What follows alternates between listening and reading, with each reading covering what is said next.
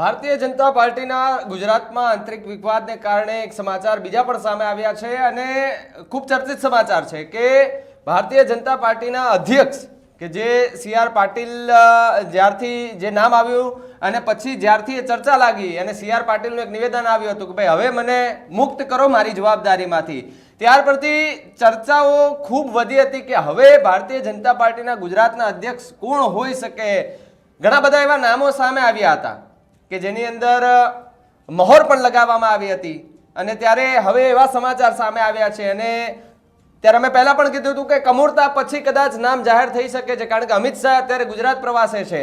મયંક નાયક અમિત શાહની ગુડ બુકમાં આવતા નેતા છે, ત્યારે મયંક નાયક છે, રાજ્યસભાના સાંસદ છે, તેનું નામ મોખરે છે અને ભાજપના અધ્યક્ષ કોઈ ધારાસભ્ય કે સંસદ હોય છે તેવું પણ આપણે જોઈએ છે।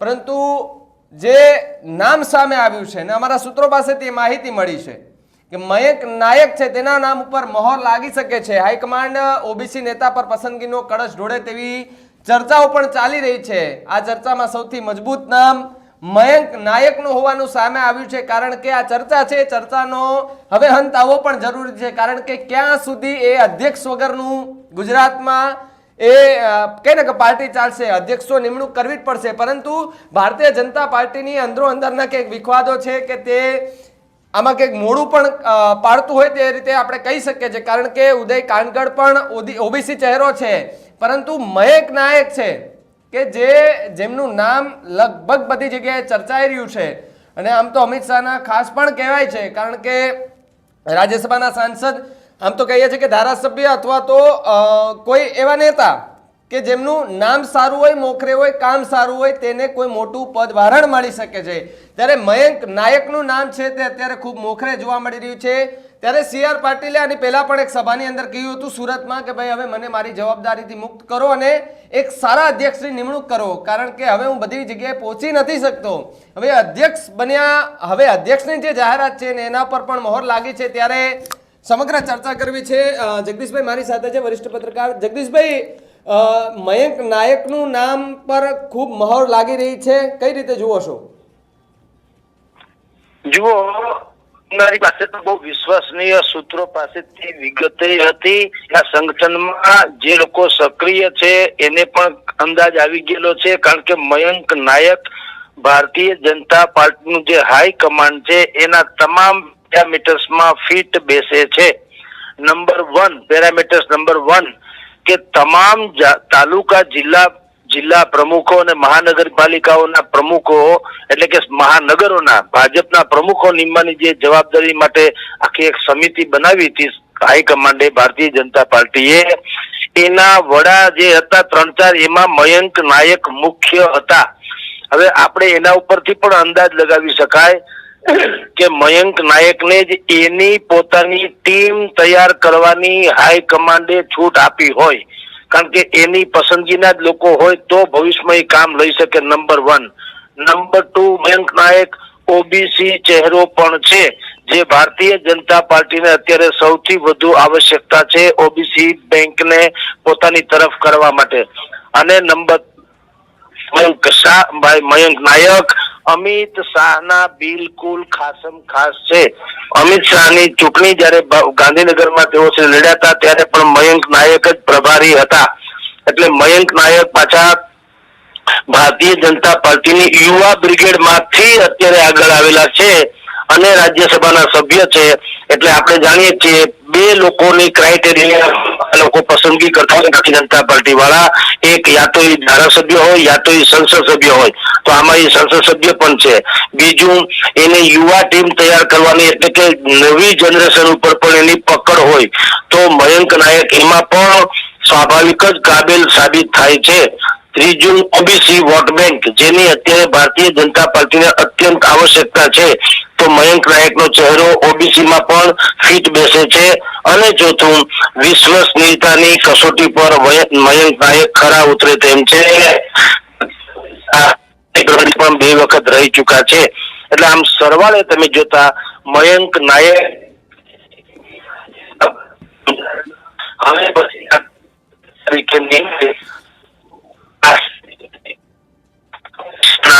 જી જગદીશભાઈ, એવું પણ સાંભળવા મળે છે કે ઓબીસી નેતામાં તો બીજી વાત કરીએ તો ઉદય કાનગડનું નામ પણ આવે છે ને તેનું પણ નામ ખૂબ ચર્ચાઈ રહ્યું છે અત્યારે.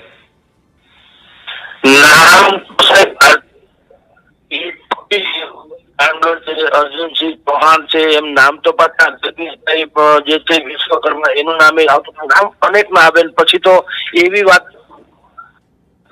સરપ્રાઈઝલી લેડીઝ એટલે કે મહિલાને પણ પ્રમુખ પદ આપે. પણ આ બધી વાતો જો અને તો જેવી હોય છે. પણ સામાન્ય રીતે અને ભારતીય જનતા પાર્ટી કે નરેન્દ્ર મોદીનું તો એવું સામાન્ય રીતે અત્યાર સુધી વલણ એવું રહ્યું જ છે કે હું ને તમે જે ધારણા કરીએ અથવા તો બજારમાં જે ટૂંકમાં વાતો છે એનાથી કંઈક વિપરીત જ એ નિર્ણય કરે. પણ આ કેસમાં અત્યારે આપણી પાસે જેટલા પણ સૂત્રોથી માંડીને સંકેતો જોઈએ છે, ન ઉદય કાનગડ કે ન ભાઈ અર્જુનસિંહ ચૌહાણ કે ન જગદીશ વિશ્વકર્મા કે ન અન્ય કોઈ, અત્યારે મયંક નાયકનો ઘોડો એટલીસ્ટ આગળ છે, એમાં કોઈ શંકા નથી. અને રહી વાત ઉદયભાઈ કાનગડની, આહિર કોમ્યુનિટી આવે છે અને એ યુવાને છે અને CR પાટીલના નિકટમાં છે, બધી વાત સાચી. પણ ઉદય કાનગડને પોતે ભલે જાહેર કર્યું પણ એને સંગઠન કરતા તે તો નવાય નહીં. એના એવા બધા ચાલી રહ્યું છે કે નાના મોટા એટલે એને સડન ને લાગે વળગે ત્યાં સુધી આ મયંક નાયક જે છે એ વધુ ફીટ બેસે છે. ઉદય કાનગડ છે એ કદાચ મંત્રીમંડળનો હિસ્સો બને તો નવાય નહીં. જી જગદીશભાઈ, છેલ્લે તમારી પાસેથી મારે એ પણ સમજવું છે કે ભારતીય જનતા પાર્ટી ગુજરાતમાં અત્યારે ખૂબ વિખવાદ ચાલી રહ્યો છે ને એવામાં એક અધ્યક્ષનું નામ જાહેર કરવામાં આવ્યું છે, તો શું આનાથી કોઈ વિવાદ અથવા તો અંદરો અંદરના જે લડાઈ છે તે વધુ ઉગ્ર બની શકે છે? ના, એવું નથી. દાવેદારી બધાએ કહી છે. એમાં અધ્યક્ષ પદે કોને નિમે, એમાં જે તમે અત્યારે આપણે જેની ચર્ચા કરી છે મયંક નાયકનું, તો મોટા ભાગના શીર્ષ નેતાઓ જે છે, જે દાવેદારો પણ છે, એને પણ જો મયંક નાયકનું નામ આવતું હોય તો એ બહુ વિરોધ કરે તેમ નથી, આપની જાણ ખાતર. પણ પછી જે જિલ્લા સ્તરનું અને મહાનગરોના પ્રમુખ, એની જે પછી પેલા તો એની જ રચના થવાની, પછી પ્રદેશ અધ્યક્ષની જોકે થવાની, પણ એની દોરી પણ મયંક નાયકના હાથમાં એટલા માટે રાખવામાં આવી છે કે મયંક નાયક બધાને ખબર હોય કે આ ભાવિ અધ્યક્ષ છે, એટલે ઈ જેની નિમણૂક કરશે, જુનાગઢ, જાફરાબાદ, વડોદરા, અમરેલી, અમદાવાદ, જેની પણ ઈ લોકો જાહેરાત કરશે, બીજા લોકો સમસમીને બેસી રહેશે પણ વિરોધ બહુ નહીં કરે. કારણ કે એની નિમણૂક મયંક શાહના અધ્યક્ષ પદ હેઠળની સમિતિએ કરેલી હોય છે અને મયંક શાહ અત્યારે ભાવિ અધ્યક્ષ તરીકે પણ એનું નામ ટોપમાં છે. એટલે બગાવત કરનારા લોકો પણ સમજે કે આપણે તુફાનથી ટકરાવા કરતા સહન કરી જવું સારું. એટલે અધ્યક્ષ પદ તરીકેની વાતમાં મયંક શાહનું નામ, મયંકભાઈ નાયકનું નામ આવે તો બહુ વિરોધ થાય એમ નથી. અને એ જ માત્ર રામબાણ ઇલાજ છે કે આખા સંગઠનમાં રાજ્યભરમાં જ્યાં પણ વિખવાદ ચાલે છે, જૂથવા ચાલે છે, મયંક નાયકનું ટ્રમ્પ કાર્ડ ઉતરે તો ઘણું બધું શાંત થઈ જાય એમ છે. જગદીશભાઈ, ખૂબ ખૂબ આભાર અમારી સાથે જોડાવા બદલ ને વાત કરવા બદલ.